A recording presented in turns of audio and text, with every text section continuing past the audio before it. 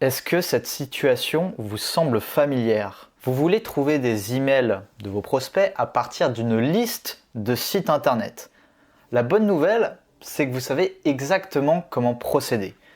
Vous devez cliquer sur chacun de ces liens des sites internet, puis regarder s'il y a une adresse email. Donc vous regardez sur la page d'accueil, vous regardez, vous scrollez un petit peu, et bon, pas de chance. Il n'y a pas d'adresse email. Alors peut-être dans l'onglet Contact, ma foi. Donc vous allez regarder dans l'onglet Contact, vous cliquez dessus, et pas de chance, il n'y a qu'un numéro de téléphone. Vous supprimez l'onglet, puis vous cliquez sur le deuxième site internet, etc., etc. Et lorsque, finalement, vous trouvez une adresse email, ça y est, c'est l'apothéose. Vous avez réussi. N'empêche qu'il ne vous reste plus qu'à le copier-coller et à le mettre dans votre fichier Excel et recommencer encore, encore et encore. Vous l'avez compris, c'est long et c'est chiant aussi. Alors oui, bien sûr, il existe des moyens pour automatiser le processus. Par exemple, sur Phantom Buster, il existe un fantôme qu'on appelle Data Scrapping Crawler. Et ce fantôme, il permet d'extraire des emails à partir d'une liste de sites internet. Je vous ai mis le lien en description. Mais aujourd'hui, on va voir la version qui est sur Zenoposter. Alors, c'est une version qui est plus longue et qui a surtout l'avantage de ne pas souffrir de la limite de temps qui est caractéristique à Phantom Buster. Pour ce tuto, je considère que vous avez déjà au moins deux choses. La première, c'est que vous ayez déjà quelques bases sur Zenoposter. Alors, si jamais ce n'est pas le cas, je vous invite à regarder auparavant les vidéos qui en parlaient sur la chaîne. Et la deuxième, c'est sans doute la plus importante des deux, c'est d'avoir déjà entre vos mains votre liste de sites internet parce que c'est à partir de ça qu'on va se baser. Bref, on va utiliser Zenoposter pour ce tuto. Le lien pour le télécharger est en description. Je m'appelle François et bienvenue dans ce tutoriel. Là, vous avez sous les yeux votre liste d'URL de sites internet. Alors à titre personnel, j'ai scrappé Google Maps et j'ai donc sous les yeux 154 sites internet de restaurants. Concrètement, l'idée c'est quoi? Si jamais on devait faire le travail manuellement, il faudrait visiter chacun de ces sites internet, puis on l'a dit, regarder s'il y a quelque chose qui ressemble à une adresse email. Alors on va regarder la page d'accueil, voir s'il y a une adresse email, il n'y en a pas, et puis, et c'est là le point clé, on va aller jeter un œil sur les pages annexes. Donc là vous voyez, on a quelques pages annexes, par exemple la page news, la page menu, la page reviews. On va visiter chacun de ces pages annexes et encore une fois regarder s'il y a une adresse email. Grosso modo, on va faire le même processus, mais bien évidemment automatiquement. Et pour ça, on va passer par une recherche Google. Pourquoi? Prenez votre premier site internet. Donc moi, c'est yon/the.fr. Si jamais je le note sur une recherche Google, ça va me donner ça. Par contre, qu'est-ce qui va se passer si je tape site yon/the/fr? Vous voyez que je n'ai plus que 3 résultats. Et les 3 résultats, c'est l'ensemble des pages annexes. Vous voyez, là, on a la page d'accueil, là, on a les termes légaux et là, on a les news. On a l'ensemble des pages qui sont référencées sur Google. Donc, voici le principe. On va faire une recherche Google sur l'ensemble de vos URL en utilisant la formule site plus le nom du site internet. On va visiter chacun des URL qui se présentent sous nos yeux. Et une fois qu'on arrive sur ces URL, on va regarder s'il y a quelque chose qui ressemble à une adresse email. Donc la première étape, on l'a dit, c'est de faire quelque chose qui ressemble à site plus le site internet en question. Pour ça, je vous invite à revenir sur votre fichier Excel. Là, on va taper quelque chose comme Google et on va taper une petite formule Excel pour pas le faire à la main, pas le faire en 150 fois tout simplement. On va faire égal, on va mettre des guillemets, site . On va fermer les guillemets, on va mettre le « et », le « et » un peu comme ça, et on va sélectionner la case où il y a notre site internet. Voilà, on tape Enter et vous voyez que là, il y a site1/the.fr. Là, j'ai plus qu'à descendre jusqu'en bas, voilà, et ça y est, vous avez votre liste qui est prête à l'emploi. Là maintenant, on va l'enregistrer dans un fichier texte. Alors j'ouvre mon bloc-notes, je vais copier-coller la liste et vous allez l'enregistrer à un endroit assez accessible de votre ordinateur. Et voilà. Maintenant les préparatifs sont terminés, on va pouvoir passer à Zenoposter. On va se rendre sur Project Maker et on va se créer une nouvelle tâche. Alors là, vous vous souvenez, l'objectif c'est de passer via Google. C'est exactement ce qu'on va noter. On va taper google.com et on tape Enter. Donc voilà, ça a été rajouté. On va cliquer sur J'accepte. On va mettre Cancel. Et voilà ce que ça donne. Il va falloir faire notre recherche Google à partir du fichier texte que vous venez d'enregistrer. Pour ça, on va se créer une liste. Alors je fais Add List et le nom de ma liste, je vais taper Recherche Google. OK. Et avec cette liste, je vais accéder à mon fichier texte. Alors je vais faire Load from File, Save List Changes to a File et je vais indiquer le chemin. Et là, vous voyez que vous avez votre liste de recherche Google. Maintenant, pour y avoir accès et pour le mettre sur votre recherche, on va faire un clic droit, Add Action, List et List Processing. Puis, vous allez faire un double clic. Vous allez sélectionner votre liste. Donc ici, c'est recherche Google. Là, de toute façon, il n'y en a qu'une, donc ça va être assez facile. Et on va sélectionner une action. Ce qu'on veut, c'est obtenir les lignes que l'on a mis dans ce fichier texte. Alors, on va faire getLine et on va sélectionner l'ensemble des lignes. Alors, à titre personnel, j'ai 154 lignes. Et donc, pour avoir accès à l'ensemble de ces lignes, je vais dire 0, 153. Parce que 0, ça compte pour le premier. Puis, on va faire delete line after taking. Et on va mettre le résultat dans une variable. Alors on va faire new et la variable ça peut être par exemple Google. Et on fait create. Donc là ce que va faire le script c'est qu'il va prendre les lignes les unes après les autres à partir du fichier texte. Et pour les mettre dans la recherche Google, on va cliquer dessus, on va faire clic droit set value from variable et on va cliquer sur la variable que l'on vient de créer. On clique dessus. Là, on va relancer le processus. On va faire 1, on va faire 2. Vous voyez, ça tape site2.youn/the/fr. Excellent. Là, je n'ai plus qu'à cliquer sur le bouton Recherche Google. Hop, je vais le mettre juste en dessous. Et voilà, comme prévu, on a les 3 pages annexes. Là, maintenant, c'est l'étape clé. Il va falloir scraper les URL de l'ensemble des pages annexes. Alors pour scraper les URL, il y a différentes façons de faire. Voici celle que je vous recommanderais.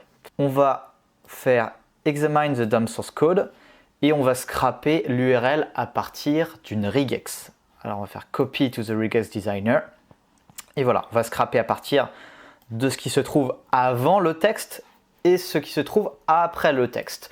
Alors quand on parle de texte, on parle bien évidemment du code HTML qui est juste là. On peut le faire directement là-dessus, mais à titre personnel, j'aime pas trop. Alors je vais plutôt le faire manuellement entre guillemets. Voici ce que j'entends par manuellement. Je vais faire ma recherche Google, clic droit, inspecter. Je vais sélectionner un élément quelconque. Voilà. On va faire clic droit, copier l'élément. Et je vais coller le résultat dans un fichier Word vierge. Voici. Donc là, si vous avez déjà ça sous les yeux, l'idée pour vous, c'est d'identifier s'il existe quelque chose qui ressemble à un URL. Et normalement, il est juste au début. Là, vous voyez, je l'ai juste là.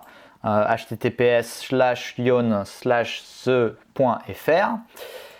Et l'idée, c'est de trouver ce qui se trouve avant et ce qui se trouve après. Alors là, ce qui se trouve avant, c'est assez simple. C'est juste cette partie-là. Je vais la copier. Je retourne sur Project Maker et je la mets juste là. Par la suite, ce qui se trouve après, on va juste mettre la fermeture de guillemets et on va la mettre juste là. On clique sur test, alors on voit que ça ne marche pas, peut-être shortest match et c'est déjà un petit peu mieux. Vous voyez, il y a les 3 pages annexes, c'est exactement ce qu'on voulait. Vous allez du coup copier votre regex et pour scraper les URL, on va faire clic droit, add action tabs et data. On fait un double clic. On va faire parse result. Un parse result en anglais, on pourrait traduire ça par scraper les résultats. Vous allez mettre votre regex. On n'oublie pas de le mettre sur all. Et on va sauvegarder le résultat dans une autre liste. Alors la liste, on va dire URL. C'est très bien. On fait create. Et vous avez une deuxième liste, donc la liste recherche Google et la liste URL. La liste URL, même chose. Vous allez l'enregistrer dans un endroit de votre ordinateur. Je clique dessus, je vais faire load from file, save list changes to a file. On va l'enregistrer, je tape URL et voilà le chemin. Allez, pour vous montrer à quoi ça ressemble, on va relancer la tâche. Hop, et là vous voyez que un nouveau fichier vient d'être créé, c'est url.txt et qui contient les 3 pages annexes. Bravo si vous êtes encore là. Normalement, vous avez votre fichier texte et là, vous avez fait un bon 50% du travail. Si vous comprenez ça, si vous comprenez la logique qui vous permet de créer des fichiers texte et d'y accéder, le reste va être beaucoup plus simple. Allez, on continue. L'idée, c'est d'accéder à votre fichier texte que vous venez d'avoir pour accéder aux URL de pages annexes du premier site internet, puis de répliquer le même processus pour le deuxième, le troisième, etc. etc. Pour ça, je vais d'abord mettre un temps d'attente parce que particulièrement sur Google, c'est important de mettre des temps d'attente, sinon vous allez très vite avoir le captcha, ça va être chiant à la longue, ça va vous bloquer très facilement. Donc là, je vais faire une pause d'environ entre 2 et 6 secondes. Ça fait pas de mal. Voilà, je vais relier le premier bloc à celui-ci. Et à partir de là, on va accéder aux URL du fichier texte. Je vais donc faire exactement le même processus. On va faire list et list processing. Et on va faire un getLine, mais cette fois-ci, à partir de la deuxième liste, donc la liste URL. Je vais faire getLine, byNumber. Et pour ce qui est byNumber, sachant que vous avez 10 résultats maximum par page de recherche Google, vous allez mettre quelque chose comme 0,9. Pareil, delete line after taking. Et pour ce qui est de la variable, on va en créer une nouvelle et on va pouvoir taper quelque chose comme email me voilà. Alors la variable, vous pouvez très bien l'appeler Jean-Pierre, Jean-Paul, ce que vous voulez, hein. C'est juste pour l'exemple. Create, vous avez fait getLine URL et à partir de là, on va pouvoir accéder à l'URL. Alors clic droit, Add Action, Tabs et Go to Page. On fait un double clic, clic droit, Set Value from Variable et la variable c'est email me voilà. Hop, voilà. On va relancer les 2 dernières étapes. On clique une fois, on clique 2 fois, on attend et bingo. Ce qui reste à faire, c'est de mettre encore une fois une pause. Je le répète, les pauses, c'est très important au web scrapping. Cette fois-ci, on va pouvoir mettre quelque chose comme entre 5 et 9 secondes. Toujours avec un intervalle. C'est beaucoup mieux que si jamais vous mettez une pause fixe. Maintenant, il reste l'ultime étape. C'est de vérifier s'il existe un email sur cette page. Alors pour ça, vous vous souvenez comment est-ce qu'on avait scrappé les URL à partir d'une regex. Là, ça va être exactement la même chose. Alors vous inquiétez pas, la regex pour l'adresse email, je vais vous la donner. Ça ressemble à peu près à ça. Ça peut être modifié en fonction des besoins. Mais cette regex, elle est assez globale. Soit je vous la mettrai en description, ou soit je vous la mettrai en commentaire. Je ne sais pas encore. Alors on va faire un clic droit, Add Action, Tabs et Data. Voilà, donc Take DOM. On va relier les deux. Double clic. On va faire Page Result. Et la regex, on va la copier. On va la coller. On va faire All. Et on va créer une ultime liste. La liste, on va l'appeler Email. Juste Email. Très bien, on fait Create.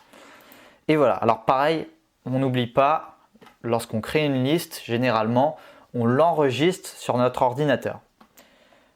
On clique dessus, Load from File, Save List Changes to a File, et on l'enregistre dans le même endroit que les autres, enregistrer.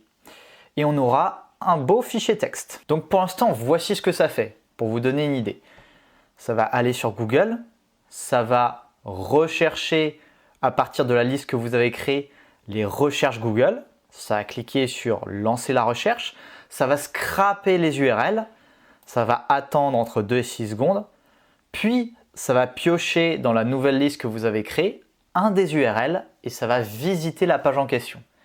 Et une fois que vous êtes sur la page en question, vous allez scraper un email s'il y en a un. Parce que simplement, s'il n'y en a pas, eh bien, ça ne va rien mettre. Alors, il ne reste plus qu'à faire une boucle de tout ça. Hop, je vais relier l'ensemble et je vais relier le getLine à la ligne rouge à clear cookies. Pourquoi je fais ça? L'idée, c'est de dire que pour l'instant, vous avez X nombre d'URL sur votre liste qui s'appelle justement URL. Et lorsqu'il n'y en aura plus, donc une fois que ce sera rouge, vous allez relancer une nouvelle recherche Google, prendre une nouvelle recherche, scraper les données, scraper les URL, puis scraper les emails, etc., etc. Avec ça, vous avez une boucle qui va automatiser le processus. Allez, je vous montre rapidement ce que ça donne. Je relance le processus, donc là ça attend entre 2 et 6 secondes. Ça a pris un nouvel URL, là vous voyez qu'on est sur les termes, donc sur les mentions légales. Ça va attendre entre 5 et 9 secondes. Ça va prendre un email s'il y en a un.